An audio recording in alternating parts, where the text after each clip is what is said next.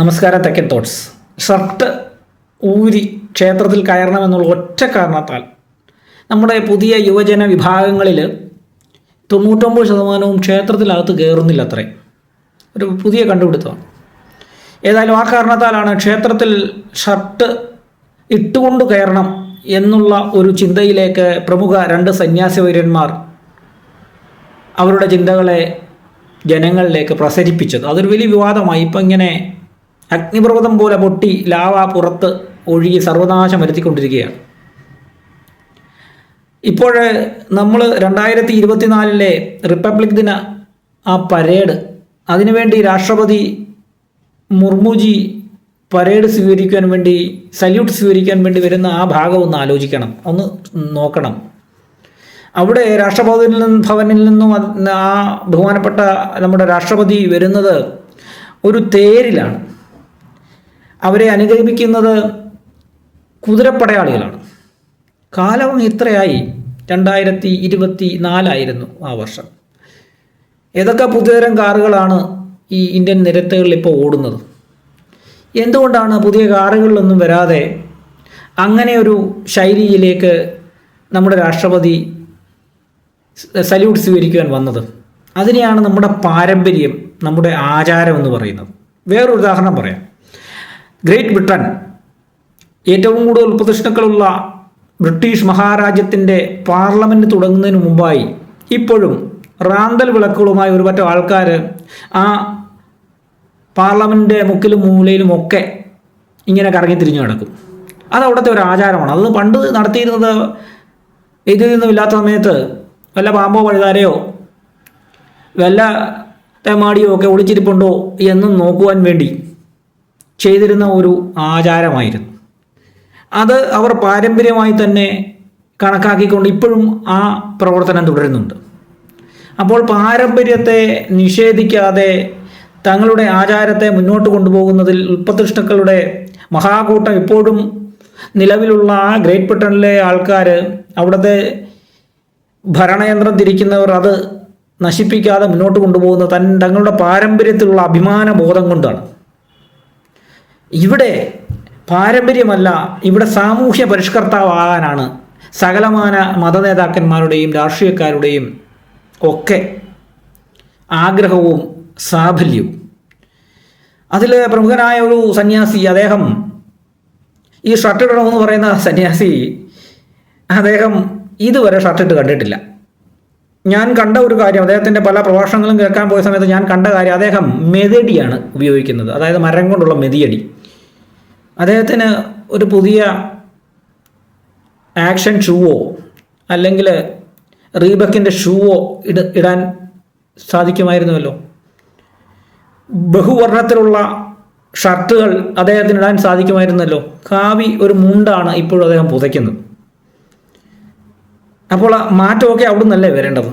ഇനിയും വേറൊരു പ്രമുഖനായ സന്യാസി വര്യനുണ്ട്. അദ്ദേഹം ഈ തേക്കന്തടി നമ്മൾ കോടാലിക്കിട്ട് വെട്ടിയാൽ അത് മുറിക്കാൻ കുറച്ചുകൂടെ പ്രയാസമാണ്. അതേപോലെ കടുപ്പിച്ചുള്ള പ്രഭാഷണം നടത്തുന്ന അദ്ദേഹം, പേര് ഞാൻ പറയുന്നില്ല, അദ്ദേഹം തല മുണ്ടനം ചെയ്ത് മുഖക്ഷൗരവും നടത്തിയാണ് ഇത്രയും കാലം ഞാൻ കണ്ടിട്ടുള്ളത്.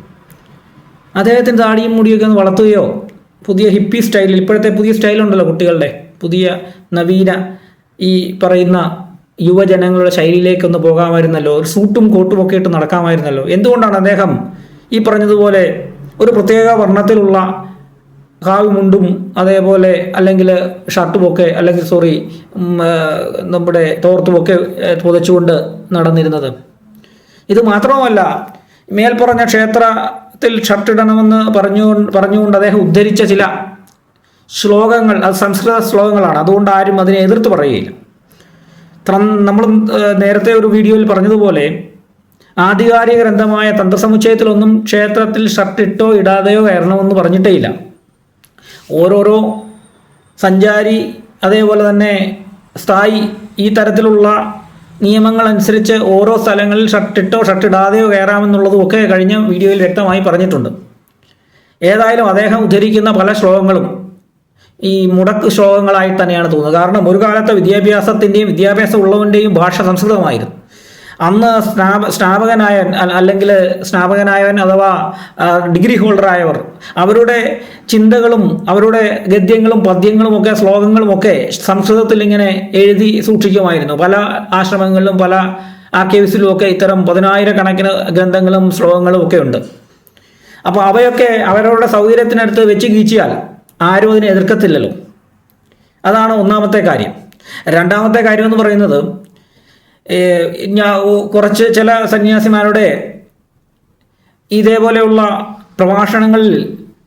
അവരുടെ പ്രഭാഷണങ്ങളിൽ പറയുന്ന കാര്യങ്ങളെ ആ സമയത്ത് ആരും എതിർക്കുകയില്ല. അവർ പ്രഭാഷണം നടത്തി പോകുമ്പോൾ അതിനെ ചിലർ എതിർക്കുകയും ചിലർ അനുകൂലിക്കുകയും ചെയ്യുന്നത് കണ്ടിട്ടുണ്ട്. ഈ എതിർക്കുന്നവർ അദ്ദേഹത്തിൻ്റെ രാഷ്ട്രീയത്തെയോ അദ്ദേഹത്തിൻ്റെ സമുദായത്തെയോ ഇഷ്ടമില്ലാത്തവരും, അനുകൂലിക്കുന്നവർ അദ്ദേഹത്തിൻ്റെ രാഷ്ട്രീയത്തെ അദ്ദേഹത്തിൻ്റെ സമുദായത്തെ അനുകൂലിക്കുന്നവരുമാണ്. ഇത് കണ്ടിട്ടുണ്ട്. ഇത്തരത്തിലൊക്കെ എതിർക്കേണ്ടതിനെ ആ സമയത്ത് തന്നെ എതിർക്കുവാൻ സാധിക്കുകയില്ല. ശ്ലോകത്തിൽ കടിച്ചാൽ പൊട്ടാത്ത സാധനമാണല്ലോ പറയുന്നത്. അതും ആധികാരികമായ ഗ്രന്ഥങ്ങളിൽ നിന്നും ആയിരിക്കുകയല്ല. സംസ്കൃതത്തിലായതുകൊണ്ട് ആരും ഒന്നും മിണ്ടുകയില്ല. ഇതൊക്കെയാണ് ഇത്തരത്തിലുള്ള സന്യാസിമാരുമൊക്കെ തങ്ങളുടേതായ രാഷ്ട്രീയത്തെ, സമുദായത്തെ അല്ലെങ്കിൽ ചിന്താധാരകളെ പ്രതിദാനം ചെയ്യുന്ന രീതിയിലേക്ക് ആചാരങ്ങളെ പരിഷ്കരിച്ചുകൊണ്ട് സാമൂഹ്യ പരിഷ്കരണത്തിന് വേണ്ടി ഘോരം പ്രസംഗിക്കുന്നു. അപ്പോൾ ഇതിനെ നമ്മൾ എതിർക്കണമെങ്കിൽ ആദ്യം സംസ്കൃതം പഠിക്കണം, ആധികാരികമായ ഗ്രന്ഥങ്ങൾ പഠിക്കണം, അതിനെ ഉദ്ധരിച്ചുകൊണ്ട് മുടക്ക് ന്യായങ്ങൾ പറഞ്ഞുകൊണ്ട് അതിനെ തിരുത്തുവാൻ സാധിക്കണം. പക്ഷേ അത് പറ്റുകയില്ല ഇന്നത്തെ കാലത്ത്. പിന്നെ വേറൊരു പ്രധാനപ്പെട്ട കാര്യം എന്ന് പറയുന്നത്, ഏറ്റവും കൂടുതൽ ദൈവവിശ്വാസമില്ലാത്തവരായിട്ട് കണ്ടിട്ടുള്ളത് 4 തരം വിഭാഗങ്ങളാണ്. ഒന്ന്, രാഷ്ട്രീയ സ്വയംസേവക സംഘം എന്ന് നമ്മൾ കാണുന്ന ആ സംഘടനയിലെ ഒരു പറ്റ നേതാക്കളെയാണ് ഞാൻ പറയുന്നത്. അവർ അവരുടേതായ സംഘടനാ പ്രവർത്തനത്തിനും മറ്റു കാര്യങ്ങൾക്കും വേണ്ടി ഇത്തരം കാര്യങ്ങളെ വളച്ചൊടിക്കുകയോ അല്ലെങ്കിൽ അവരുടെ രീതിയിലേക്ക് മാറ്റുകയോ ചെയ്യാറുണ്ട്. ശബരിമല വിഷയത്തിൽ ആദ്യമുണ്ടായ പ്രസ്താവനയും പിന്നീട് മാറ്റം ഉണ്ടായതുമൊക്കെ നമുക്ക് തീർച്ചയായിട്ടും മനസ്സിലാക്കുവാൻ സാധിക്കും.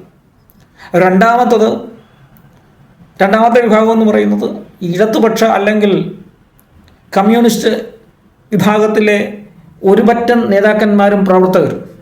നേതാക്കന്മാരെന്ത് പറയുന്നു അതിനെ കണ്ണുമടച്ചുകൊണ്ട് അതിനെ ഉച്ചസ്ഥരം ഉദ്ഘോഷിക്കുന്ന ഒരു വിഭാഗം. അവരും ദൈവവിശ്വാസം ഇല്ലാത്തവരോ ക്ഷേത്ര വിശ്വാസം ഇല്ലാത്തവരോ ആണ്. ഇനിയൊരു വിഭാഗം എന്ന് പറയുന്നത് രസകരമായ കാര്യമാണ്, ദേവസ്വം ബോർഡിലെ ഒരു പറ്റം ഉദ്യോഗസ്ഥർ. ഇനിയൊരു വിഭാഗം ദേവസ്വം ബോർഡിൽ തന്നെ ജോലി ചെയ്യുന്ന പൂജാരിമാരും അനുബന്ധ പ്രവർത്തകരും. ഞാൻ വേറൊരു ഗതികേടുമില്ലാത്തവരാണ് ഈ കല്ലിനെ പൂജിക്കുന്നതെന്ന് പറയുന്ന പൂജാരിമാരെ കുറിച്ച് കണ്ടിട്ടുണ്ട്. അപ്പം ഈ വിഭാഗങ്ങളൊക്കെ മിണ്ടാണ്ടിരിക്കും, ഈ വിഭാഗങ്ങളൊക്കെ അനങ്ങാതിരിക്കും. അല്ലെങ്കിൽ ശിവഗിരിയിൽ വെച്ചിട്ട് സനാതന ധർമ്മത്തെക്കുറിച്ച് മോശമായ ഒരു പ്രസ്താവന ഒരു പ്രമുഖനായ രാഷ്ട്രീയ നേതാവ് പറഞ്ഞപ്പോൾ അതിനെ ആ വേദിയിൽ വെച്ച് എതിർക്കുവാനോ അതിനെ തിരുത്തുവാനോ ആരും ഉണ്ടായില്ല എന്നതാണ് നമ്മുടെ ഏറ്റവും വലിയ ഗതികേട്. ശ്രീനാരായണ ഗുരുവിനെ കുറിച്ച് എത്ര തെറ്റായൊരു സങ്കല്പമാണ് പറഞ്ഞത്. ആരെങ്കിലും എതിർത്ത് പറഞ്ഞോ? ആ ഗുരുവിനെ സ്നേഹിക്കുന്നവർ ആരെങ്കിലും പറഞ്ഞു? ശ്രീനാരായണ ഗുരു എത്രയോ ക്ഷേത്രങ്ങളിൽ പ്രതിഷ്ഠ നടത്തിയിട്ടുണ്ട്. നമ്മൾ പറയുന്നത് ശിവഗിരിയിലെ അല്ലെങ്കിൽ കണ്ണാടി പ്രതിഷ്ഠയൊക്കെ മാത്രമാണ്. അല്ലാതെ എത്രയോ ക്ഷേത്രം, കരുനാഗപ്പള്ളിയിലെ ഒരു കുന്നിനേഴത്ത് ഭഗവതി ക്ഷേത്രം ശ്രീനാരായണ ഗുരു പ്രതിഷ്ഠ നടത്തിയതാണ്, ഭഗവതി ക്ഷേത്രമാണ്. കോട്ടയം നാഗമ്പടത്തുള്ള ആ ശിവക്ഷേത്രം അദ്ദേഹം പ്രതിഷ്ഠ നടത്തിയതാണ്. അങ്ങ് മംഗലാപുരത്ത് ഗോകർണനാഥ ക്ഷേത്രം അദ്ദേഹം പ്രതിഷ്ഠ നടത്തിയാണ്. അങ്ങനെ നിരവധി ഏതാണ്ട് 50-52ഓളം ക്ഷേത്രങ്ങളിൽ അദ്ദേഹം പ്രതിഷ്ഠ നടത്തിയിട്ടുണ്ട്. അദ്ദേഹമാണ് സനാതന ധർമ്മത്തിൻ്റെ പ്രചാരകനല്ല എന്നുള്ള രീതിയിൽ പറഞ്ഞപ്പോൾ അവിടെ പഞ്ചപുച്ഛമടക്കി മിണ്ടാതിരുന്നത്. ശരി, ക്ഷേത്രത്തിൽ ഷർട്ടിട്ട് കയറാം, ക്ഷേത്രത്തിൽ പാൻറ്റിട്ട് കയറാം, ഇടാതെ കയറാം. ഒരു വിദ്വാൻ ചോദിച്ച ചോദ്യം ഇതാണ്: പണ്ട് കാലത്ത് കോണകമായിരുന്നു ഉടുത്തിരുന്നത്, എന്നാൽ പിന്നെ കോണകം ഉടുത്തുകൊണ്ട് കയറാമല്ലോ. ധിക്കാരപരമായ ചോദ്യങ്ങളാണിതൊക്കെ. അങ്ങനെയെങ്കിൽ ചോദിക്കട്ടെ, ശ്രീനാരായണ ഗുരു പറഞ്ഞിട്ടുണ്ട് മദ്യം അതുണ്ടാക്കരുത്, കുടിക്കരുത്, വിൽക്കരുത്. ഇത് അങ്ങ് പ്രാവർത്തികമാക്കിയാൽ ഈ കേരളം തന്നെ രക്ഷപ്പെടും. എത്രയോ കൊലപാതകങ്ങളും ആത്മഹത്യകളും അതുപോലെ തന്നെ കുടിച്ചു നശിച്ചു പോയ പല വീടുകളും ഇന്ന് എത്രയോ അഭിവൃദ്ധിയിലേക്ക് പോകുമായിരുന്നു. അതാദ്യം നിർത്തട്ടെ. ശ്രീനാരായണ ഗുരു പറഞ്ഞ കാര്യമാണല്ലോ, ഗുരുദേവൻ പറഞ്ഞ കാര്യമാണല്ലോ. അപ്പോൾ അതൊന്നും പറ്റില്ല. വേറെ ഇതിൻ്റെ കൂടെ പറയേണ്ട വേറൊരു കാര്യം കൂടെ. നമ്മുടെ പത്തനംതിട്ട ജില്ലയിൽ അല്ലെങ്കിൽ പത്തനംതിട്ട തിരുവല്ല ഭാഗത്തുള്ള ഒരു പ്രമുഖമായ ദേവീക്ഷേത്രം ഒരു കാവാണ്. ആദ്യകാലത്ത് ഒരു ചെറിയ നനദുർഗയോ അല്ലെങ്കിൽ ഒരു വനദുർഗയുടെ ക്ഷേത്രമായിരുന്നു. പിന്നീട് അതങ്ങ് പ്രസിദ്ധിയായി. ആ ക്ഷേത്രത്തിൽ ഇപ്പോൾ പറഞ്ഞിരിക്കുന്നു അത്രേ ഷർട്ടിട്ട് കൊണ്ട് കയറാം. കഴിഞ്ഞ ദിവസം അദ്ദേഹത്തിൻ്റെ മുഖ്യ കാര്യദർശി പറഞ്ഞിട്ടുണ്ടത്രേ. ആ ക്ഷേത്രത്തെക്കുറിച്ച് പറഞ്ഞാൽ ലോകത്തുള്ള മുഴുവൻ ക്ഷേത്രങ്ങളുടെയും ആചാരങ്ങളെ പണം വാരുവാൻ വേണ്ടി അവിടെ കൊണ്ടുവന്ന് പ്രതിഷ്ഠിക്കുന്ന ക്ഷേത്രമാണ്. സ്ത്രീകളുടെ ശബരിമല, അതുപോലെ തന്നെ തിരുവാഭരണ എഴുന്നള്ളിപ്പ്, അതുപോലെ തന്നെ ഇരുമുടിക്കെട്ട്, അതുപോലെ തന്നെ സ്തംഭം കത്തീര്, തലമുണ്ടനം ചെയ്യൽ, മത്സ്യക്കുളത്തിൽ ചക്കരക്കുളത്തിൽ മത്സ്യം, പിന്നെ നന്ദിയുടെ ചെവിയിൽ ആഗ്രഹങ്ങളോതൽ, എന്തൊക്കെ ആചാരങ്ങളാണ് ഇതൊക്കെ! ഓരോ ക്ഷേത്രത്തിലുള്ള ആചാരങ്ങളാണ്. പണം വാരുവാൻ വേണ്ടി, പണം ഉണ്ടാക്കുവാൻ വേണ്ടി അവിടെ അത് പ്രാവർത്തികമാക്കുകയാണ്. പൊങ്കാല എന്ന് പറയുന്ന ആചാരത്തെക്കുറിച്ച്, പൊങ്കാല കേരളത്തിൽ നടത്തുവാൻ ഒരൊറ്റ ക്ഷേത്രത്തിനെ അനുവാദമുള്ളൂ, അല്ലെങ്കിൽ ആചാരപരമായി അത് പറ്റത്തുള്ളൂ. അത് നമുക്കറിയാം. പണ്ട് കാലം മുതൽ തിരുവനന്തപുരത്തുള്ള ഒരു ക്ഷേത്രം, അവിടുത്തെ പൊങ്കാല പ്രസിദ്ധമാണ്. അതിന് തക്കതായ ആചാരപരമായ കാരണവുമുണ്ട്. ഇതൊക്കെ എന്തിനാണ് ചെയ്യുന്നത്? പണം വാരുവാൻ വേണ്ടി ഓരോരുത്തരടുത്ത് ഓരോ ആചാരങ്ങൾ ഉണ്ടാക്കുന്നതിന് എന്നിട്ട് ഇപ്പോൾ ക്ഷേത്രത്തിൽ ഷർട്ടിട്ട് കയറുന്നതിന് ഞങ്ങൾക്കെതിരില്ല. കുഴപ്പമില്ല, നിങ്ങൾക്കെതിരില്ല. ഇട്ടുകൊണ്ട് കയറുവാൻ സാധിക്കുന്ന എത്രയോ ക്ഷേത്രങ്ങളുണ്ട്, നിങ്ങൾക്ക് അവിടെ കയറാം. അതിനൊന്നും ആരും ഒന്നും പറയുകയില്ല. ഇതൊക്കെ വളരെ ചിന്തിക്കേണ്ട കാര്യമാണ്. അവനവൻ്റെ പാരമ്പര്യത്തെ, അവനവൻ്റെ അസ്തിത്വത്തെ, സ്വത്വത്തെ അത് മറന്നുകൊണ്ട് നമ്മൾ പരിഷ്കരിക്കുവാൻ വേണ്ടി പോവുകയാണ്. ഈ പരിഷ്കരിച്ച് കുളിപ്പിച്ച് കൊച്ചിനെ ഇല്ലാതാക്കുന്ന അവസ്ഥ, ഇതാണ് ഇവിടെ നടന്നുകൊണ്ടിരിക്കുന്നത്. ഈ പരിഷ്കരണത്തിൻ്റെ കൊടിയുമായി മുന്നിൽ നടക്കുന്ന ഈ സന്യാസി വര്യന്മാരും അതേപോലെ തന്നെ ഈ രാഷ്ട്രീയക്കാരുമൊക്കെ ഇതൊക്കെ നശിപ്പിക്കുവാൻ വേണ്ടിയാണ്, നമ്മുടെ സ്വത്വത്തെ ഇല്ലാതാക്കുവാൻ വേണ്ടിയാണ്, നമ്മുടെ പാരമ്പര്യത്തെ ഇല്ലാതാക്കുവാൻ വേണ്ടിയാണ്, നമ്മളുടെ ഉള്ളിലുള്ള ആ സത്യത്തെ ഇല്ലാതാക്കുവാൻ വേണ്ടിയാണ്. പ്രകൃതിശക്തിയെ പല രൂപങ്ങളിൽ പല വിധത്തിൽ ആചരിക്കുന്ന, അനുഷ്ഠിക്കുന്ന, പ്രകൃതിയെ സ്നേഹിക്കുന്ന നമ്മുടെ ഹൈന്ദവ സംസ്കാരത്തെ പൂർണ്ണമായും ഇല്ലാതാക്കുവാനും ഒരു വിഭാഗം, എന്നാൽ അവയെല്ലാം ഒരേ കുടക്കീഴിലേക്ക് കൊണ്ടുവരണം എന്ന് വിചാരിക്കുന്ന ഒരു വിഭാഗവുമാണ് ഇതിൻ്റെ എല്ലാം പുറകിലെന്ന് മനസ്സിലാക്കിക്കൊണ്ട് നമ്മുടെ പാരമ്പര്യത്തെ സ്നേഹിക്കുവാൻ, നമ്മുടെ ക്ഷേത്രങ്ങളുടെ ആചാരങ്ങളെ അതേപോലെ തന്നെ തനതായ രീതിയിൽ മുന്നോട്ട് കൊണ്ടുപോകാനും ശ്രമിക്കണമെന്ന് മാത്രമാണ് നമ്മൾക്കെല്ലാവർക്കും ചിന്തിക്കുവാനുള്ളത്.